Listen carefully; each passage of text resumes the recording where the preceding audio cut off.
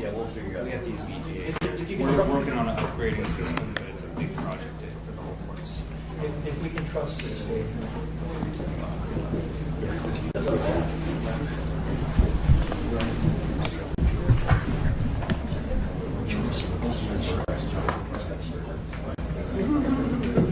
One way or the other. Either will, because we can download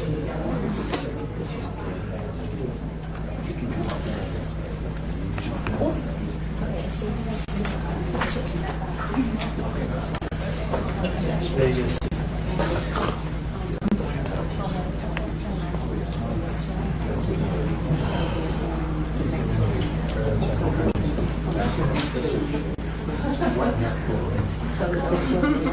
These mics are really.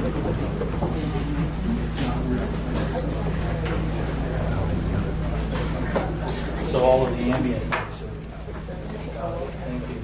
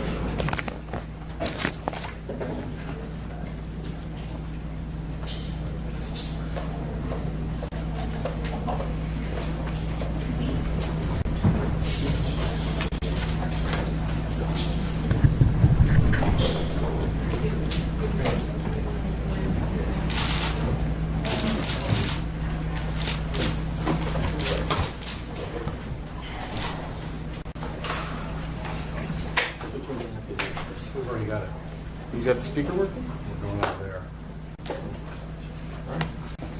Will they leave you the Hey, Mark, just put it.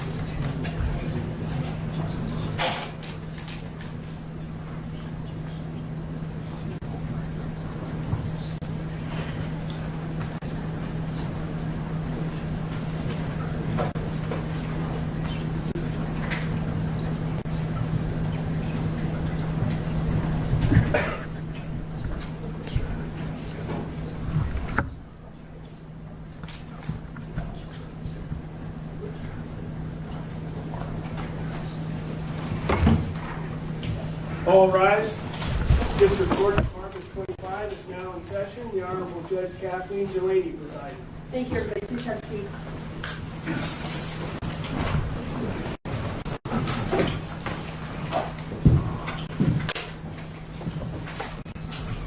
This is the time and date set in the trial of the State of Nevada versus Ammar Harris.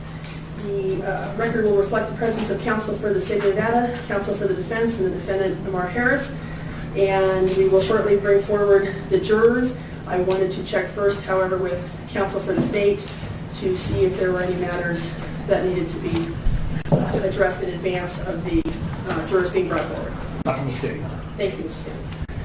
Do one little sound check, Your Honor. That's fine. I understand that we have some technology that we're going to be employing here, and we needed to make sure that everybody was able to make everything work that needed to be worked. In fact, I don't know who might want to assist us with this, but are we going to be using the elmo at all in the opening statements? Not from the state, Your Honor. Not from the fifth. Okay, then we can leave it as is and have it out of the way. I just, in case somebody needed that, I wanted to make sure it was working. You obviously need to pay your IT people the days off better if this is the best you can do. No doubt, Judge. Oh, we have counsel at the bench briefly. I want to discuss something unrelated.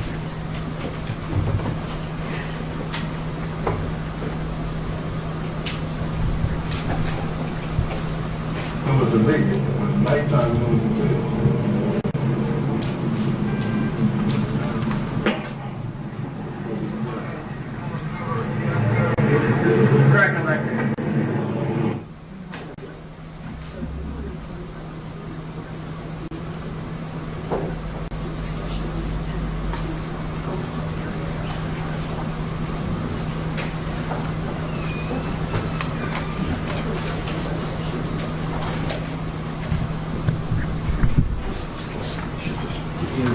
That's what I was about to inform.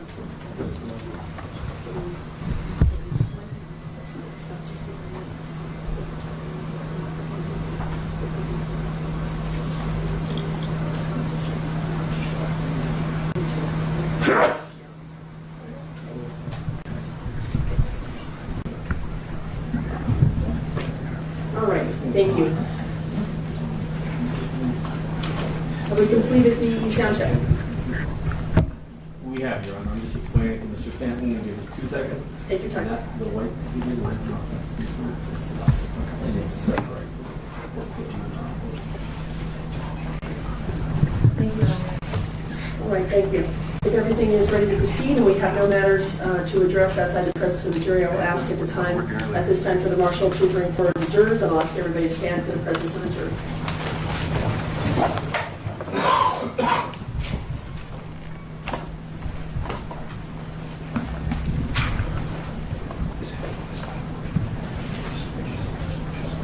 Let's rise for the jury.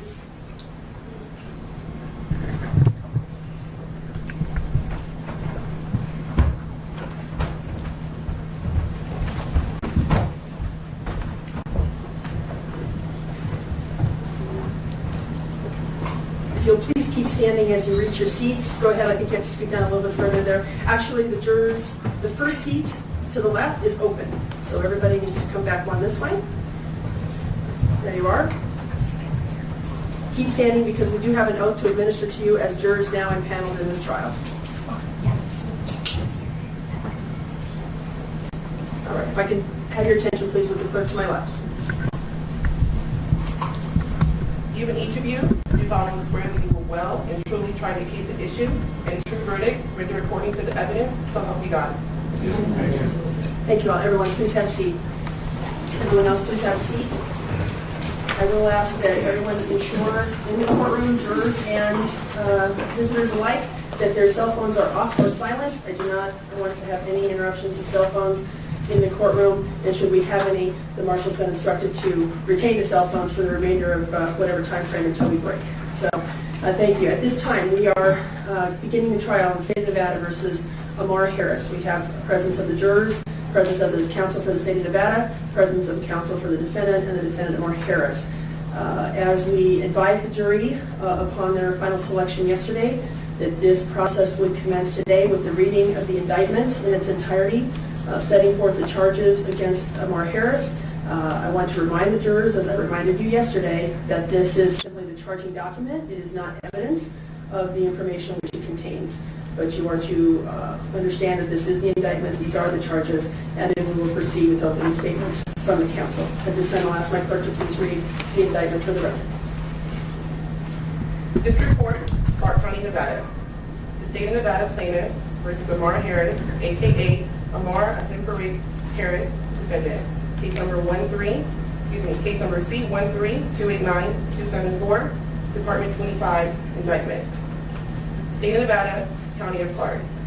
The defendant above named, Ammar Harris, a.k.a. Ammar Harris, accused by the Clark County Grand Jury of the crime of murder with use of a deadly weapon, a Category A felony, attempt murder with use of a deadly weapon, Category B felony, discharging firearm at or into structure, vehicle, aircraft, or watercraft, Category B felony, and discharging firearm out of the motor vehicle, Category B felony, committed at and within the County of Clark, State of Nevada, on or about the 21st day of February 2013, as follows.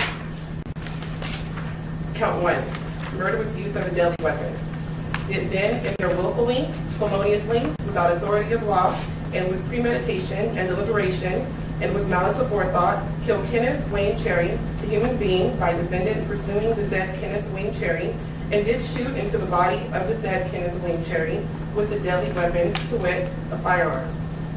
Count 2, murder with use of a deadly weapon.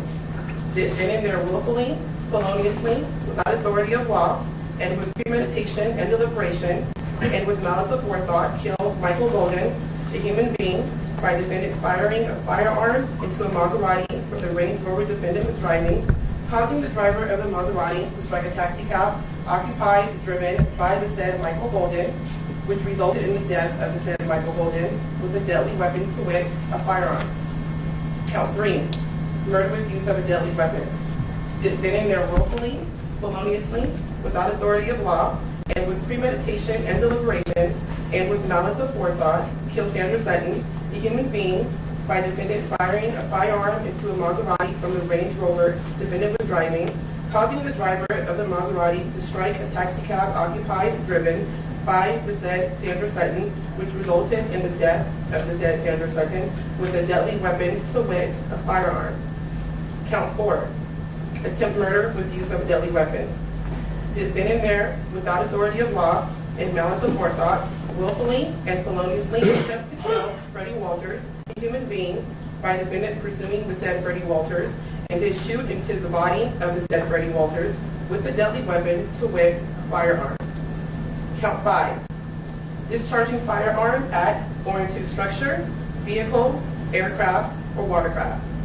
Did then and there willfully, unlawfully, maliciously, and feloniously discharge a firearm at or into a Maserati, said Maserati not having been abandoned, located at Flamingo Road in Las Vegas Boulevard South, Las Vegas, Clark County, Nevada. Count 6, discharging firearm at or into structure, vehicle, aircraft, or watercraft. Did then and there willfully, unlawfully, maliciously, and feloniously discharge a firearm at or into a Maserati, said Maserati not having been abandoned, located at Flamingo Road in Las Vegas Boulevard South, Las Vegas, Clark County, Nevada. Count 7, discharging firearm out of motor vehicle. Did then and there willfully, unlawfully, and feloniously, while in a motor vehicle within an area designated by city or county ordinance as a populated area for the purpose of prohibiting the discharge of weapons, maliciously or wantonly discharge or cause a firearm to be discharged out of the motor vehicle. Count 8, discharging firearm out of motor vehicle. Did then and there willfully, unlawfully, and feloniously, while in a motor vehicle within an area designated by city or county ordinance as a populated area for the purpose of prohibiting the discharge of weapons, maliciously or wantonly discharge or cause a firearm to be discharged out of the motor vehicle. Count 9, discharging firearm out of motor vehicle. Did then and there willfully, unlawfully, and feloniously, while in a motor vehicle within the area designated by city or county ordinance as a populated area for the purpose of prohibiting the discharge of weapons, maliciously or wantonly discharge or cause a firearm to be discharged out of the motor vehicle. Count 10, discharging a firearm out of motor vehicle. Descending there willfully, unlawfully, and feloniously while in a motor vehicle within an area designated by city or county ordinance as a populated area for the purpose of prohibiting the discharge of weapons, maliciously or wantonly discharge or cause a firearm to be discharged out of the motor vehicle. Count 11, discharging firearm out of motor vehicle. Descending there willfully, unlawfully, and feloniously while in a motor vehicle within an area designated by city or county ordinance as a populated area for the purpose of prohibiting the discharge of weapons, maliciously or wantonly discharge or cause a firearm to be discharged out of motor vehicle. Dated the 25th day of April 2013, Stephen B. Wilson, Clark County District Attorney, Nevada Bar number 156965, by Pamela Weckerly, David Stanton, Chief Deputy District Attorney, to which defendant has pled not guilty. Thank you. I'll invite the state at this time to make their opening statements. Thank you.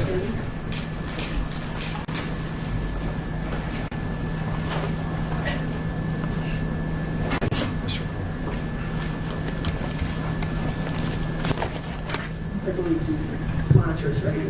Thank you. Las Vegas, Nevada. When those words are said, people from this town, people within the United States, and maybe people all over the world have a certain impression about what this town is. And in February of 2013, in particular on the 20th day of that month, a Wednesday, at 4 o'clock in the morning, what in most towns would be a sleepy time was not here in Las Vegas. Because what was occurring in Las Vegas was one convention called Magic. It is the second largest convention in this city next to the Consumer Electronics Show. And on that Wednesday at 4 o'clock in the morning, there were a lot of people out on the strip for many different reasons. But what you will hear in this trial, and what the evidence will show you, is that there were three people, three innocent people, for different reasons here in this town, from different walks of life, different backgrounds, doing innocent things for work, for pleasure. And what happened on that morning was that they were murdered in a violent, horrific fashion. In this particular case, you will hear overwhelming evidence, and you will actually see it, and you will hear their murders. And the person who murdered those three people is in this courtroom. He has a name, and he has a face. It's that man right there, Ammar Harris. What you will see in this case is that the events begin at a place called the Hayes nightclub. They begin at a club within that facility called within the casino called the Aria Casino. What you see before you now is a photograph taken the evening and in the morning hours of the Hayes nightclub, now into the 21st day of February. That is Ammar Harris. On the far right, he is wearing distinctive clothing that you will see time and time again in the videos as evidence in this case. At this point, I ask you to note two parts of his clothing: his red pants and a black top and a ball cap. Ladies and gentlemen, when Mr. Harris is at the nightclub, this is a private party. The Hayes nightclub was closed to the public, but was rented out to a private party.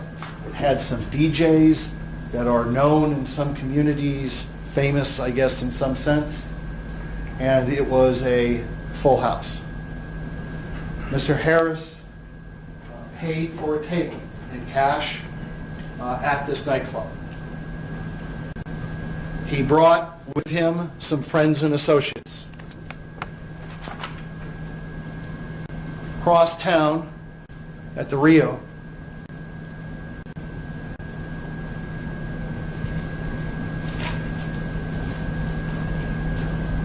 Sandra Sutton was in a taxi cab lot. And while she was waiting for the cab, the video shows that a gentleman in front of her gave up his cab to her. And he gave up the cab that was waiting, and the gentleman behind it is Michael Bolden. And they then leave the Rio Casino in a Mr. Bolden's cab, Desert Cab 4144. Across town at the Hayes nightclub. The defendant, Ammar Harris, has gotten into a Range Rover, black Range Rover that you're going to see a lot of photographs of. He is not the only person in the Range Rover. In that vehicle are 3 adult women that are depicted in this photograph. And they're depicted in this PowerPoint slide for a reason and in an order. And what you're looking at, ladies and gentlemen, is the precise physical location of how each of these people are seated inside the defendant's Range Rover. Ammar Harris is driving. In the front right passenger seat is Genesis Alfonso. Somewhat associates of these, but not close friends, are 2 women sitting in the back, Alyssa Keller and Ashley Jones, who are merely there to get a ride to another location.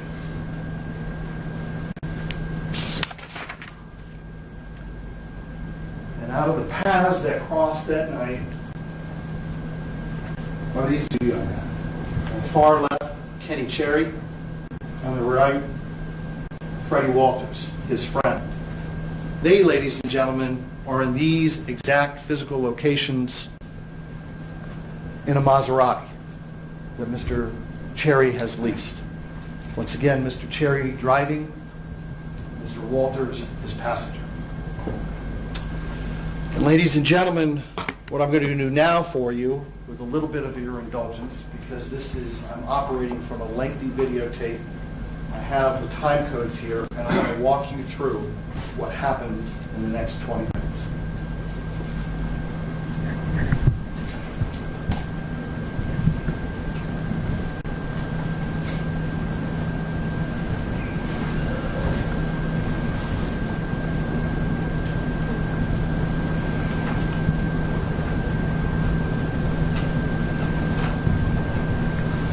First thing that you're seeing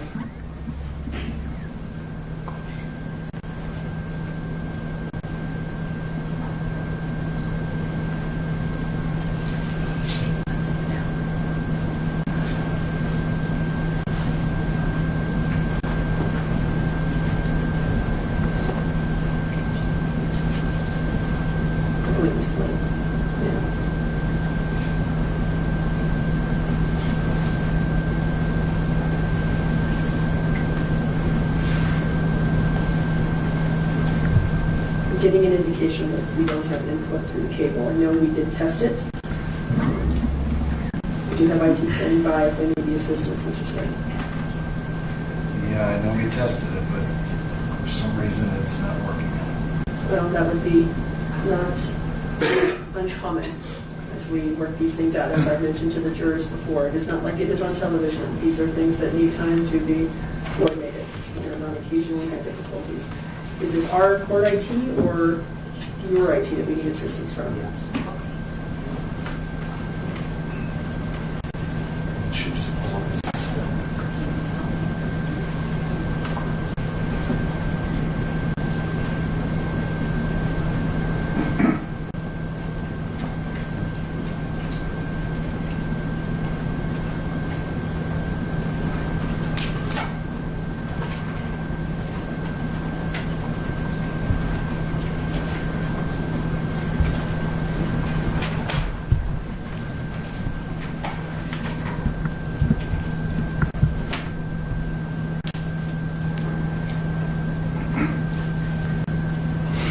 It appears to be connected to the table. It doesn't Yes. appear to be plain. So I'm wondering if that is a disconnect with your computer, or I know the IT folks are the ones that ran it from it here. appears to be that the feed is correct. Do we want to take a break, have the jurors step out a moment while we work it out? We've got somebody here. I'm not being somebody, but I can hear what's going on in that room.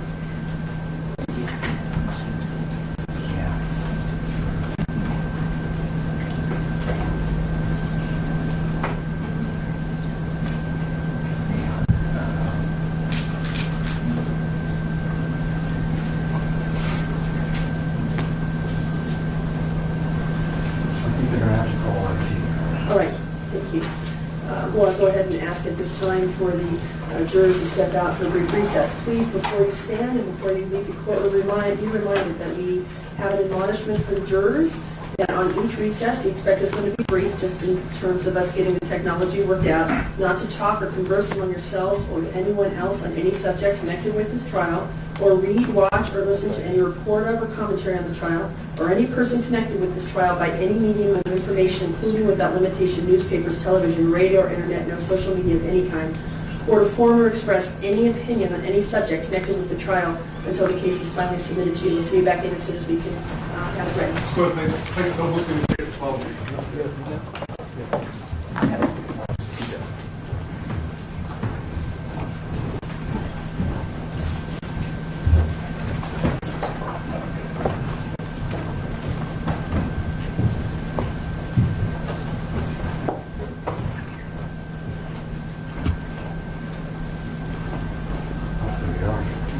We were ready, just in case. Happens every time.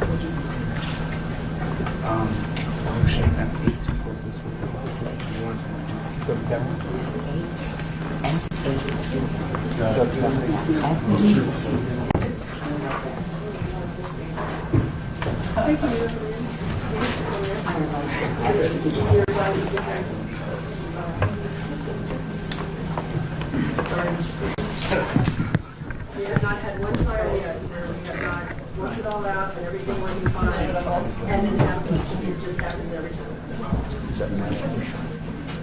Do you know what I mean? No, we're ready to go.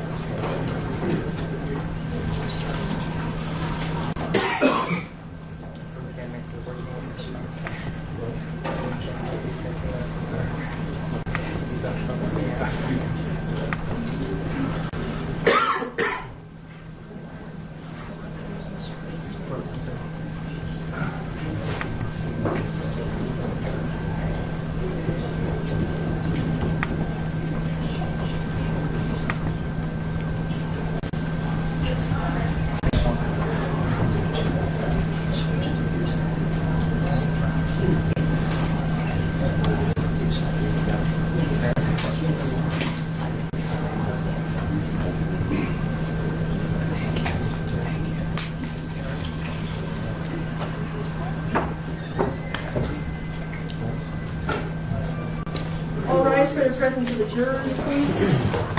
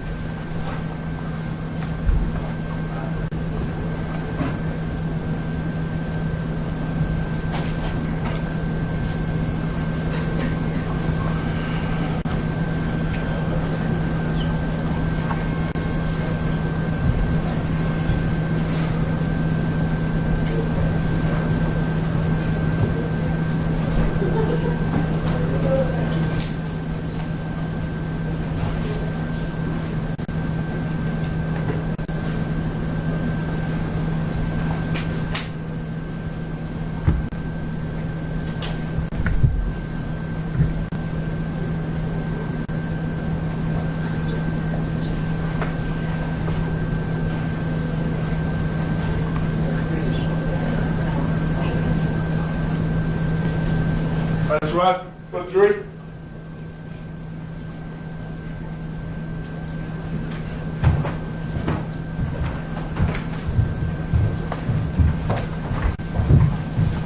You may take your seats as soon as you reach them. Please make sure your cell phones are off or silence on a very brief break if you use them. Trust you did not, but just in case. Go ahead, please take your seats. I invite everyone else to please have a seat.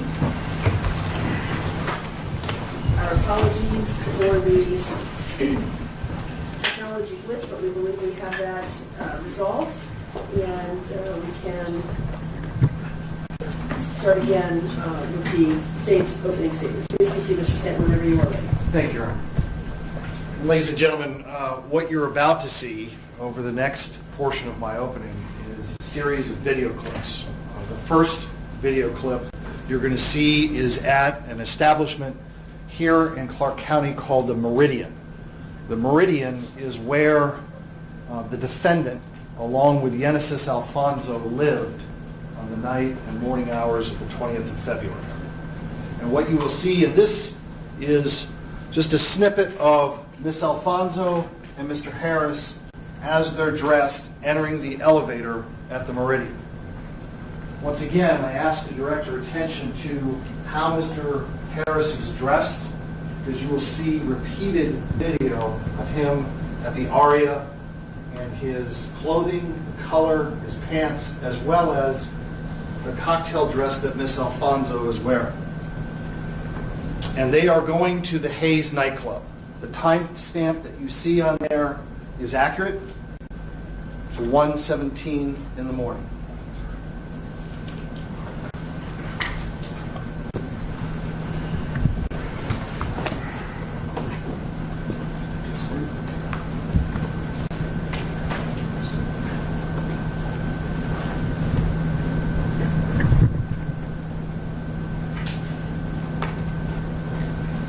What you're now going to see, ladies and gentlemen, is a series of video clips.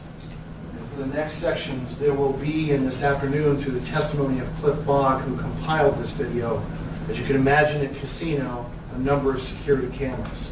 So there will be multiple angles as this group of individuals are followed from the time they're on video cameras at 12 o'clock at night all the way till 4 o'clock in the morning. Timestamp is almost 4 a.m. This is a door and patrons exiting the Hayes nightclub. And what you're about to see is the defendant coming out with a group of people. Some people that are of importance when you see later video footage. Number one is a large gentleman you see there to the far left, talking to the defendant, and followed by Genesis Alfonso. Once again, in the same clothing that you had seen them earlier. That large gentleman, ladies and gentlemen, is a security that was working the table for Ammar Harris that evening.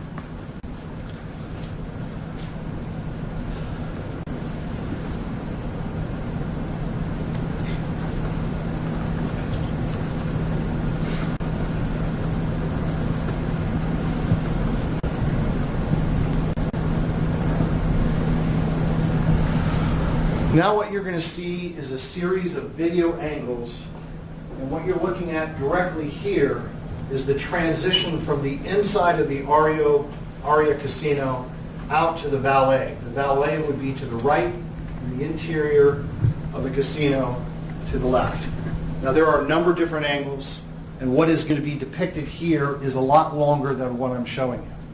But what you're going to see, ladies and gentlemen, is the beginning of this nightmare. And what you will see is, in the center of the screen right there, is Ammar Harris. And he is engaged in a heated argument with the gentleman now walking into the screen, Philip Beasley. Notice how he's dressed. All white with a white baseball cap. Now just watch, because there is no audio, the physical interactions between Mr. Beasley and Mr. Harris. As you can tell, Mr. Beasley is a large man.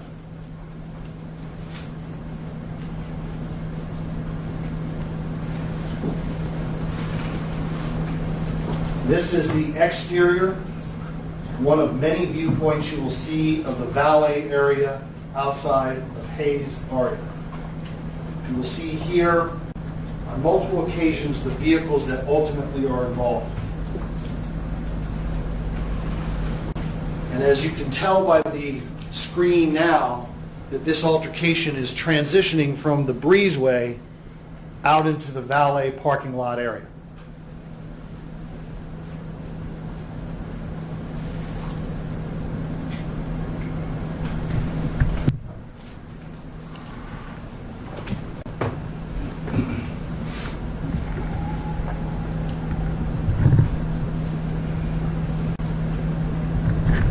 Direct your attention to the far right of the screen.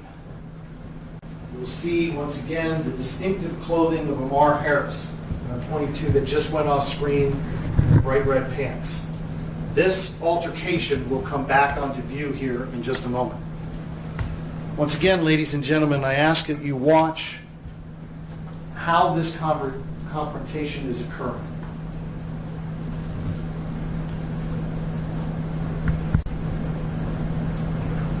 See Mr. Beasley, there's Mr. Harris.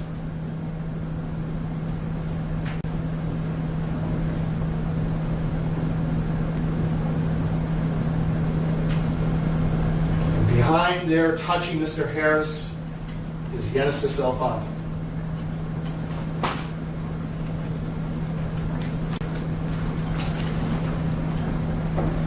It looks like it's ending, it's not. Your Honor, if we may approach. We hold the video briefly while we have conference. And we will have the conference in chambers.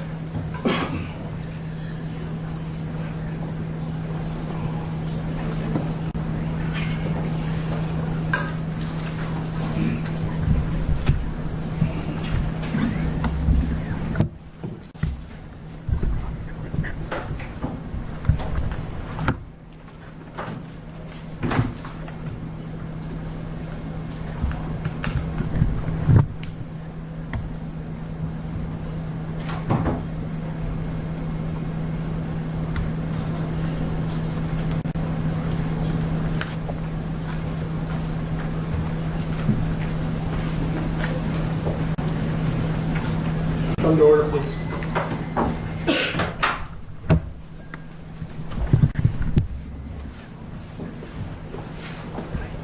May I proceed, Your Honor? You may proceed, Mr. Stanton. Thank you.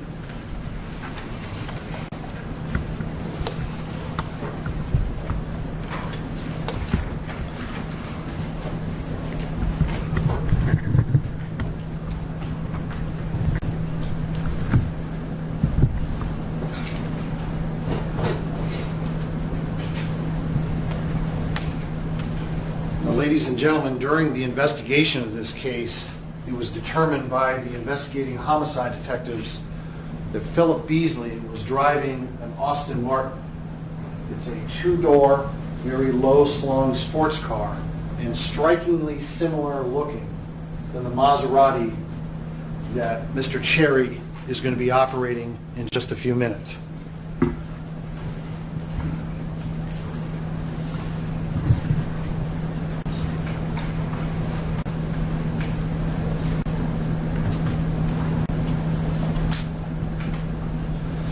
What you're going to see in this video, right in the middle of the screen, is Mr. Cherry and Mr. Walters leaving the casino to get into the Maserati.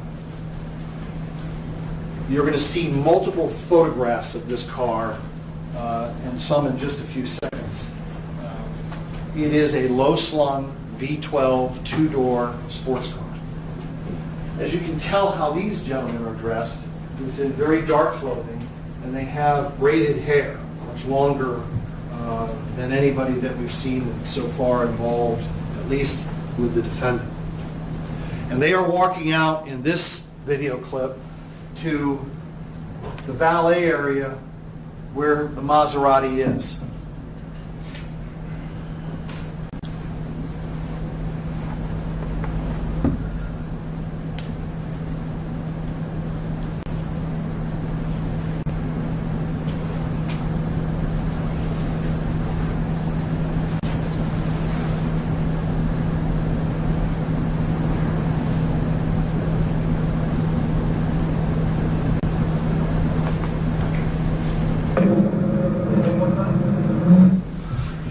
Let me introduce you to Jonathan Gutierrez, cab driver. And ladies and gentlemen, if there is no more important video, it's going to be the video from this gentleman's cab, who knows it when everything happens, as he'll testify to you tomorrow. What you now see is two views inside his cab. You have a view that shoots back into the cab from the area of where your rear view mirror would be. And on the opposite side, there's a camera projecting out the front of Mr. Gutierrez's cab. That's the view you see on the left. And ladies and gentlemen, this cab, as with another cab video that we're going to see in a moment, has audio to it. Now, I introduce you to Mr. Gutierrez because you're going to see in a very important clip in just a second, number one, that it's an audio. Number two, he's pulling up to the Aria valet. It picks up two passengers in his cab. But what's very important about what happens after this is that this cab, these cameras, pick up the Maserati and the Range Rover that the defendant and the three women are in. And as he drives off from this area, you will see a far-away view, and Detective Cliff Mogg will tell you that this loop, this circular loop, is an entrance from the valet area out to Koval, and then in your upper left, Las Vegas Boulevard. And it appears from the video that Mr. Cherry and Mr. Walters take a wrong turn, and they have to loop back. And when they loop back, they drive right in front of Ammar Harris's Range Rover as he's leaving the parking lot. You will see initially by the driving of the Range Rover, once again, that it's operated by the defendant. And you'll see that in this next clip.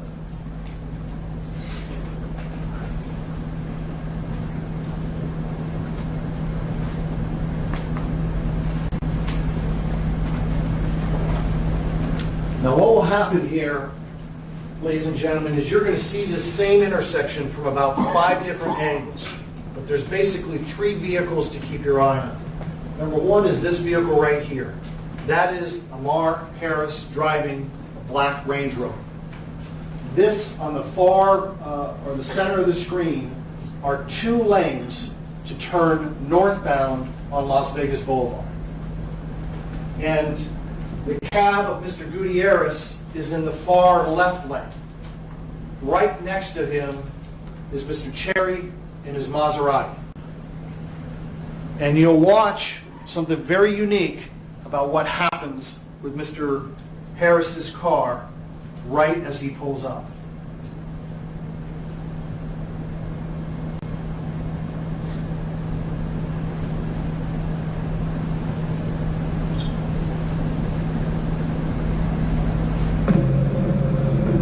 Maserati is just off, window down, and he cuts it off. You'll see it coming from this end.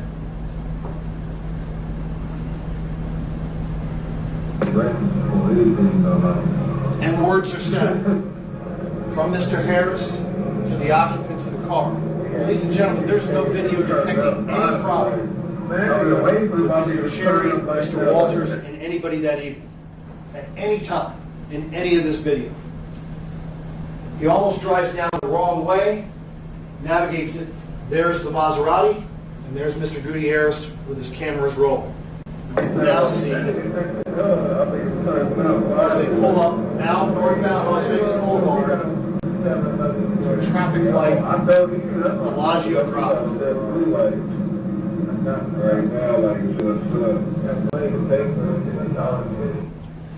Now, ladies and gentlemen, you're going to see this from several different angles. Notice the time, 4:18 a.m. Mr. Harris now is directly in front of Mr. Gutierrez's cab, and the Maserati is immediately to the right. You will hear testimony from the women inside the car. You will hear testimony that Mr. Harris had asked Genesis Alfonso to get a 9mm handgun out of a hiding place that he had previously obtained while he was in the valet area. That he racks around into it, and that the passenger side window, the side that Miss Alfonso is sitting at, is down. Miss Alfonso, I believe, will testify to you that she looks down. She has known Kenneth Cherry, knows him casually. Car is much lower. She looks down, recognizes him, and that all 3 girls in the vehicle tell that man right there, you got the wrong guy. This isn't the right car. You'll notice something else when this video is rolling, and I'm just going to give you some facts that are very important because it happens somewhat quickly. But once again, this intersection as it approaches, and then how this vehicle takes off, you're going to see from several different angles. Number 1, the Range Rover's blinker light is on. So when you watch this video, when you see that blinking light, you'll know it's the Range Rover. And obviously the Maserati is lowered. And you will hear what was said between Mr. Harris and the occupants of the Maserati. And to you and I, it may not seem like much. But to certain people, the words that are said and under the circumstances that are said, they meant a lot to that guy. Because in 10 seconds, he's going to murder Mr. Cherry. And you're going to see it, and you're going to hear it.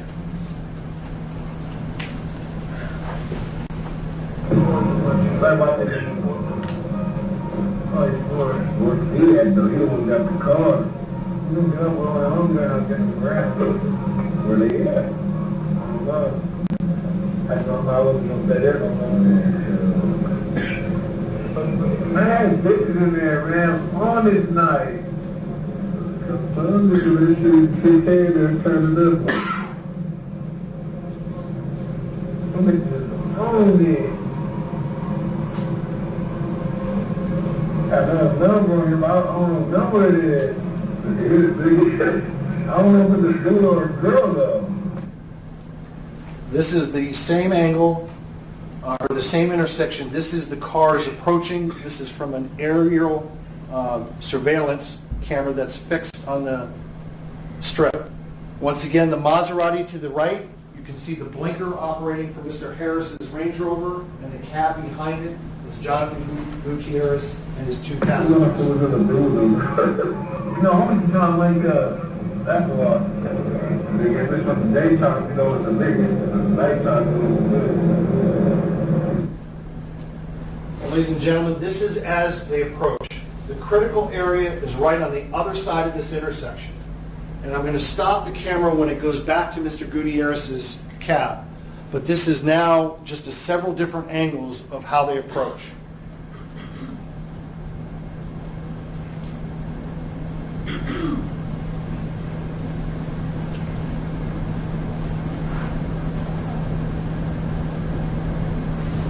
The Range Rover, the blinker, the Maserati, and Mr. Gutierrez's cab. In the length of time that they're standing or sitting next to one another, conversation is occurring. Not much, but enough to inflame the defendant to murder Mr. Cherry. Now, ladies and gentlemen, what you're about to see is Mr. Gutierrez's cab video as they cross the intersection. There are a couple things that I ask you to pay particular attention to. Number one is the driving of Mr. Harris in the Range Rover and what he does with his car after they get to the other side of the intersection. Not only by the use of his brake lights, but also how he drives his vehicle. The second thing that I ask you to do is to listen for the sound of a car honking.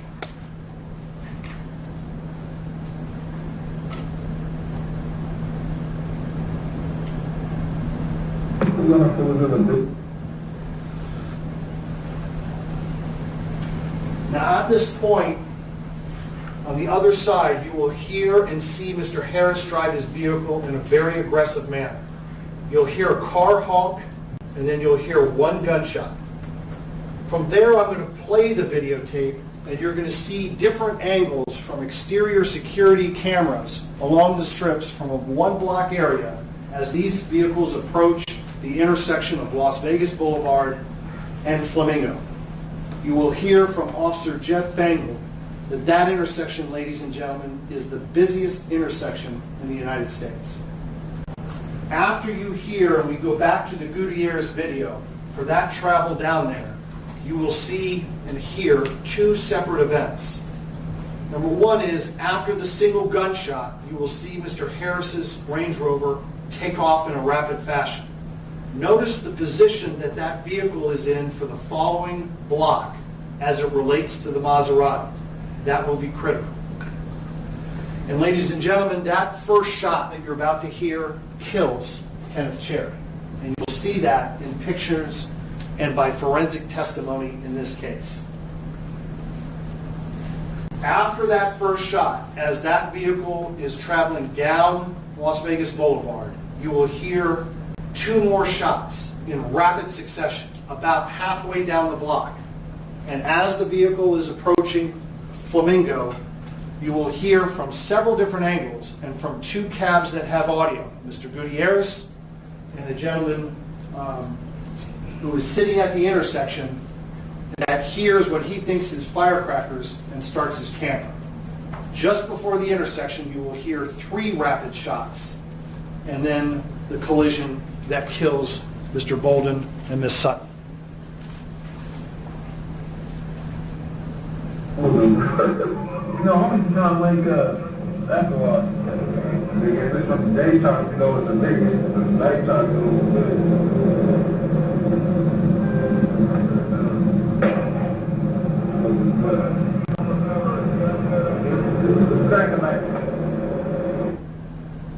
This is just after the intersection.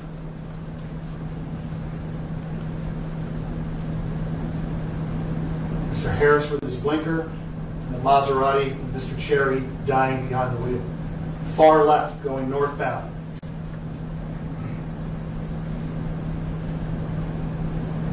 Blinker, Range Rover, Maserati, Mr. Cherry bleeding there.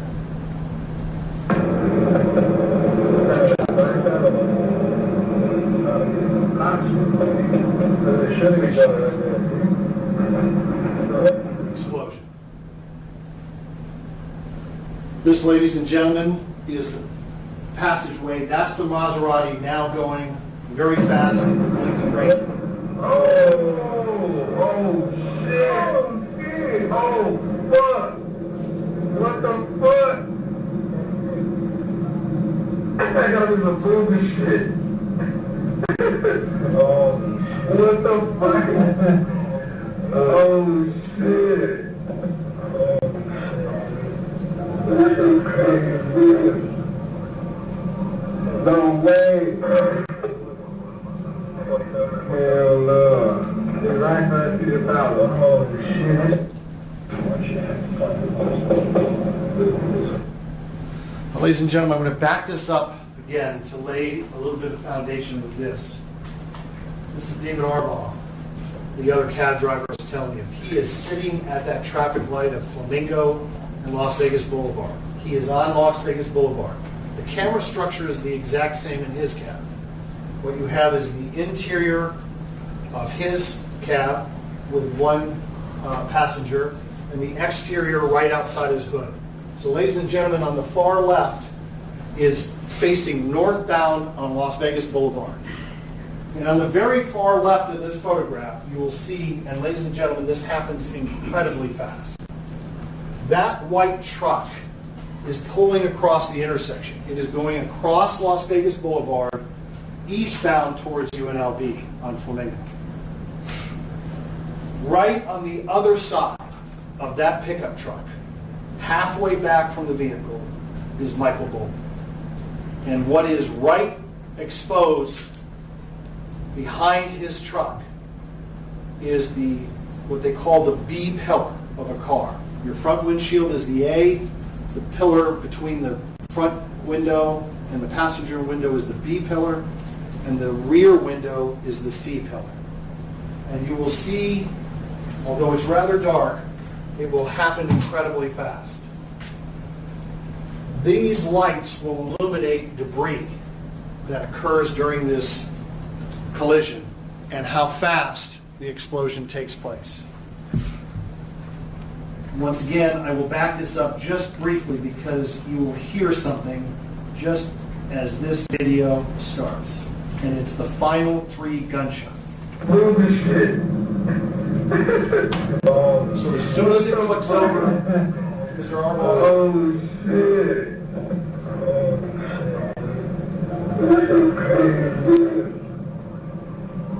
No way. Hell no. They're right back to the power. Oh, shit.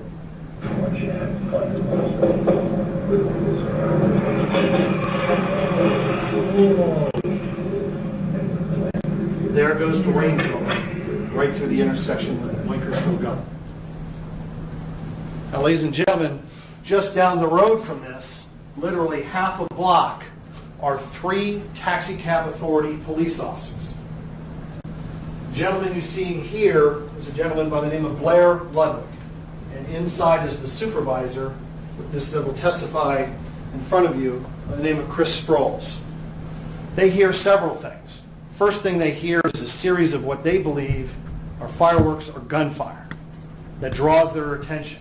And if nothing else, ladies and gentlemen, there's no audio here, just watch Officer Ludwig's reaction about what he's hearing first, but then he hears something that draws his attention. And what he's hearing, ladies and gentlemen, is that man speeding at a high rate of speed just north of that intersection after he just killed 3 people, flooring his Range Rover to get out of there.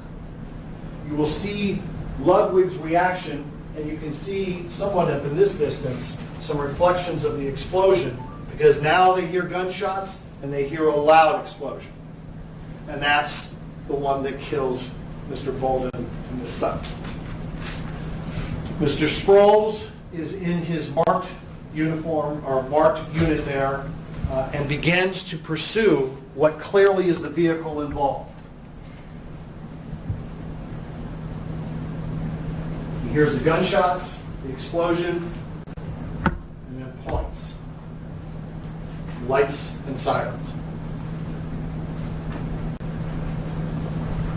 And what happens, ladies and gentlemen, is Mr. Sproles pursues, as you will see in 2 film clips here shortly, the Range Rover. He gets a description of it. It's what leads the detectives that are investigating this from homicide, in part to be on the lookout, which was what happened over the next several days in this community. That everybody was looking for a black Range Rover driven by a black male adult. Officer Ludwig and another officer go the wrong way purposely down the road and they are the first law enforcement officers at the intersection. And they'll describe to you what they saw. Here is Ammar Harris. And here comes, almost hitting this car, is Officer Sproles. Lights and siren, rolling code 3. You will see here now a difference further down the road. Here comes Ammar Harris. Here comes Officer Sproles. He's doing 80 miles an hour and he's losing it. You will hear testimony that Officer Sproles is listening to his radio and he hears Blair Ludwig on the radio. He's keyed his mic. He's now at the scene in the intersection.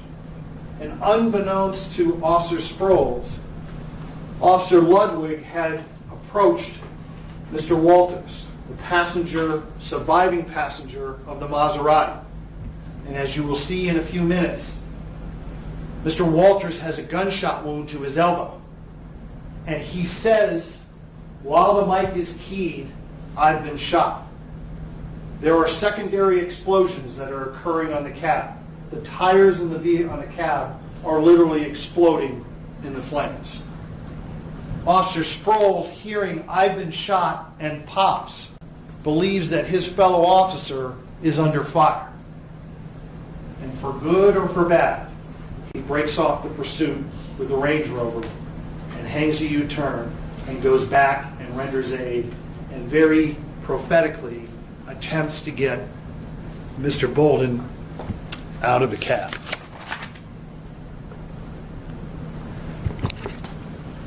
The final video I want to show you is back at the Meridian.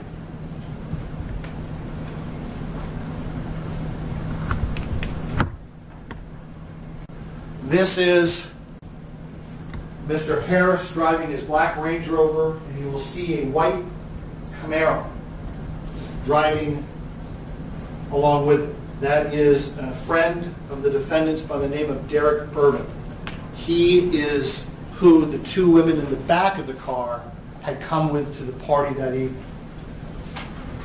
There's the white, or that's not the white one. You'll see the 2 vehicles here in just a second. This is the parking garage. There goes Mr. Harris, and there's Derek Bourbon. Notice the time, 4:27 a.m. Ladies and gentlemen, the defendant had just murdered 3 people, firing 6 shots at them in a high-speed pursuit down the Las Vegas Boulevard. And as these 3 people come into the parking garage, you'll hear testimony that the defendant wanted to do something when he got out of his car. He wanted to go to the Spearmint Rhino.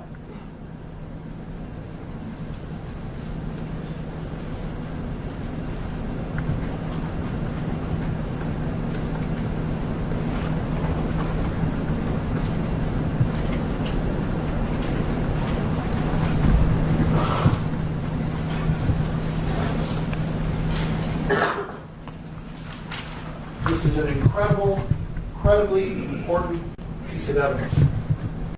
Why? Because when looked at by a highly specialized and trained physician, a forensic pathologist, this tells Dr. Timothy Dutra something critical. You are looking at the upper left shoulder of Kenneth Cherry. And what you're looking at is what's called an abraded collar. That, ladies and gentlemen, is a physical sign on a gunshot injury that tells a forensic pathologist something almost absolutely conclusive. That is an entrance gunshot. That dark collar is literally the friction of the bullet burning the skin as it enters the body. And as I showed you in that video, and as you just saw, that first gunshot with his window down, as you're going to hear from Jeff Bangle, the accident reconstructionist, when he examined the Maserati, that was his conclusion. Mr. Cherry's window was in the down position. It was broken, but it was in the down position. And that gunshot wound, as he sat there next to at that traffic light when he went through the intersection, hit his upper left shoulder and went right down and traversed some of the most important vital organs in your body. And when I told you that Kenneth Cherry was dying as his Maserati was going down the street, that's exactly what was happening. Because it was that first shot that killed him. It's the only time that Ammar Harris is on the driver's side of the vehicle between those two traffic lights. The second, third, fourth, fifth, and sixth shots are all not properly positioned that he could have shot him from that side. And that's why forensically, the evidence will show you that's the fatal gunshot. That's the Maserati. And on the right is the final resting place for this day of Mr. Bolden and Miss Sutton. And ladies and gentlemen, through the reconstructionist, Jeff Bangle conservatively put, that Maserati hits the B pillar of Mr. Bolden's cab at 89 miles an hour. And what happens in the reconstruction, this is an aerial photograph from the police helicopter with colored stripes indicating the skid marks of all the vehicles involved in this accident. That's the Maserati. That contained two young women, that rental car, and that's the cab. And ladies and gentlemen, Officer Bangle will tell you that the gas tank inside the cab, when it's hit by a missile, an 89 mile an hour Maserati, ruptures the gas tank. And it ruptures it so severely that the metal of the gas tank and the vehicle itself is now touching the ground as that car is spun by the velocity of the Maserati hitting. And gas begins to spill everywhere. But it's not the gas that's the major problem, it's the vapors that go along with it. And you can see in slow motion, and slowing it down, those lights of the cars across the intersection that are facing Mr. Arbaugh's cab. You can see the misting of the gas and the debris when that car is struck. And as the metal of the cab is striking the asphalt, it's lighting the match that detonates the gas almost instantaneously.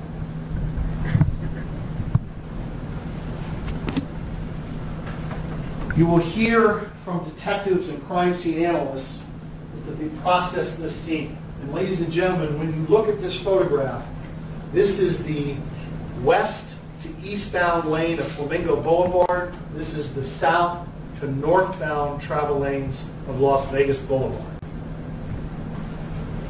Of critical importance was what forensic evidence existed back in the roadway between this intersection and the Bellagio Drive, where you saw the beginning and the first shot fired. Understanding that the police, within the first couple of hours, don't have any of this information. They know that they're looking for a black Range Rover, but for the long hours that they're processing this scene and the evidence that they hear trickling in, they do a protracted search of this whole general area to include walking back several blocks on Las Vegas Boulevard. And they find some interesting evidence. What they find at the scene are two cartridge cases, fired bullets. These, ladies and gentlemen, are from a semi-automatic handgun. They are the same caliber, and they have the same headstand. On ammunition, the manufacturer will print the name of the company that manufactures their ammunition. And when a gun is cycled through a semi-automatic handgun, it leaves marks in it. And those marks can be forensically identified and examined. And you will hear testimony that these two shell casings were fired from the same gun. Same caliber, same head stamp.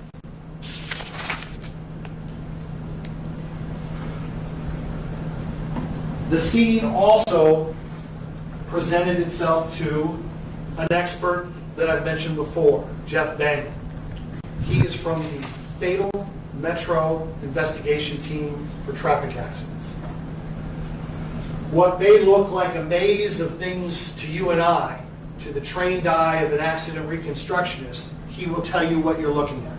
This is his team, a large group of folks that take measurements and look at damage to vehicles to do one thing in mind, to explain what the chain of events was in this accident and to determine the approximate speed of the Maserati.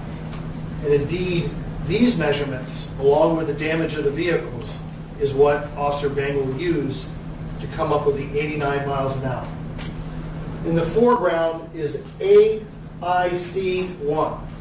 That, ladies and gentlemen, is the point of impact. That's where the Maserati struck Mr. Bolden's cab.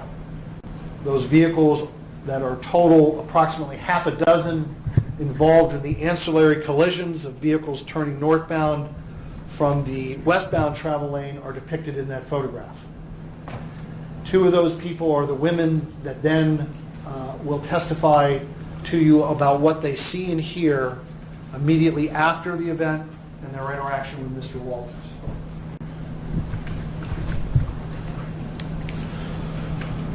This Maserati, Mr. Cherry's, as you can imagine, is examined. It's examined at two locations. Number one is the scene itself, which is what you see in this photograph. It's also analyzed back at the crime line in a much more detailed fashion. But what this photograph depicts is what I think is patently obvious of it. It is a gunshot defect in the right rear quarter panel of Mr. Cherry's Maserati. Now, what's inserted in there is a probe by the crime scene analysts, and it's done for a reason. It's done to determine the angle at which the bullet entered that vehicle. And you can see by the depiction there that it is at a severe right rear angle. Once again, ladies and gentlemen, the evidence will show you conclusively that the only opportunity for Ammar Harris to shoot Mr. Cherry in the fashion that he killed him was that just after going through that traffic light and the first gunshot when you see him drive halfway into Mr. Cherry's lane. Mr. Walters is depicted in these two photographs. He's at the hospital, and on the far right is the bullet wound that he was sustained to his arm. It's obvious that he's injured, and you will hear testimony that he is bleeding from those wounds and what his behavior and demeanor was like at the scene. Days later, through a series of investigations, they determined that they located the Range Rover. Where's the Range Rover? The one that everybody in this town is looking for 24 hours a day for the next several days. It's sitting at the Meridian. It hasn't moved. At the Meridian, a search warrant is performed of the defendant's home. It's an apartment. You will hear and see items of evidence that clearly indicate that this is the defendant's apartment. Items belonging to Genesis Alfonso, to the defendant himself. This is a picture of a closet. It has a very important piece of evidence in it located at the base of the closet. It's that. It is an intact, unfired bullet, or as the ballistics experts say, a cartridge, an unfired round. I know what you're thinking. Is it the same caliber? Does it have the same head stamp?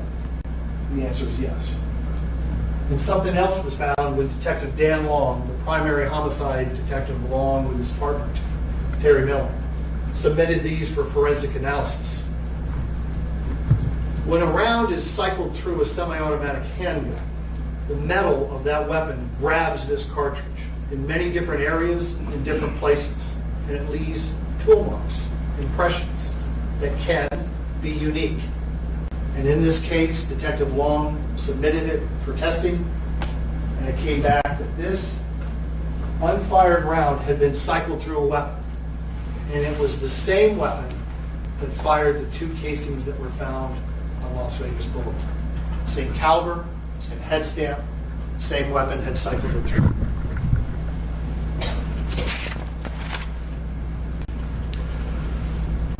Exact match by both. Now, what does Ammar Harris do? He asked to go to the Spearmint Rhino, and you will hear testimony about what the response from Derek Irvin was and everybody else that was with him that night. In essence, was, we're not going anywhere. So what does he do? He flees to Los Angeles. But he doesn't go in his Range Rover.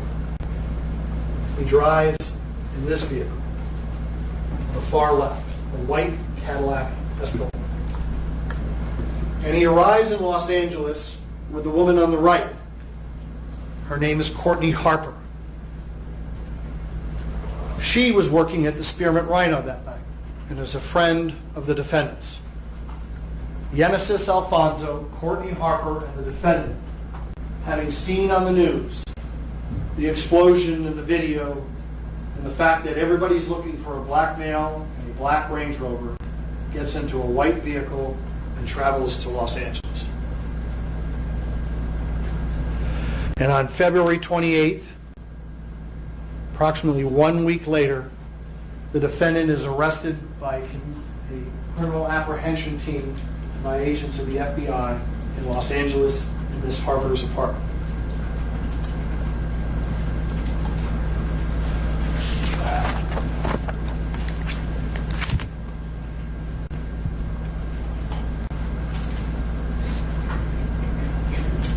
My final thoughts to you are this.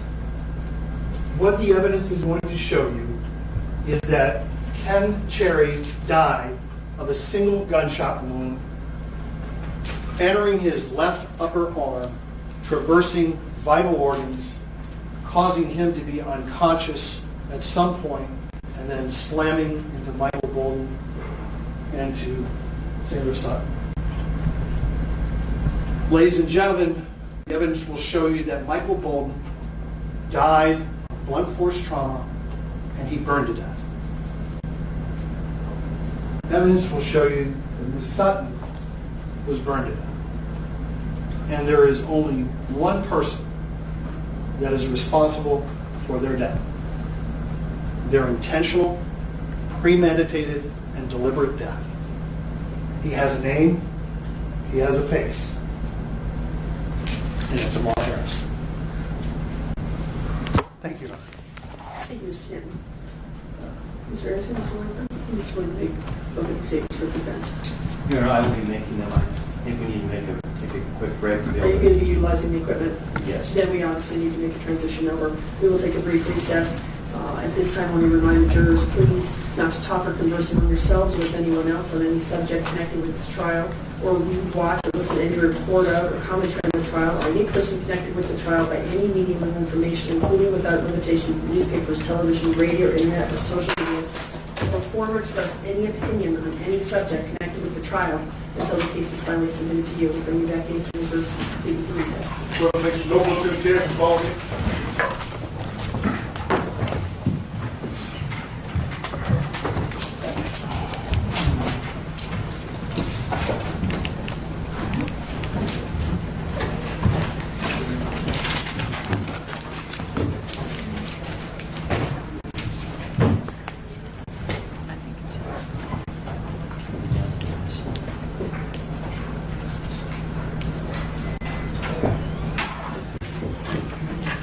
with an anticipated about a 10-minute recess before we start, so you'll have time to switch over the equipment, but also to gather your notes.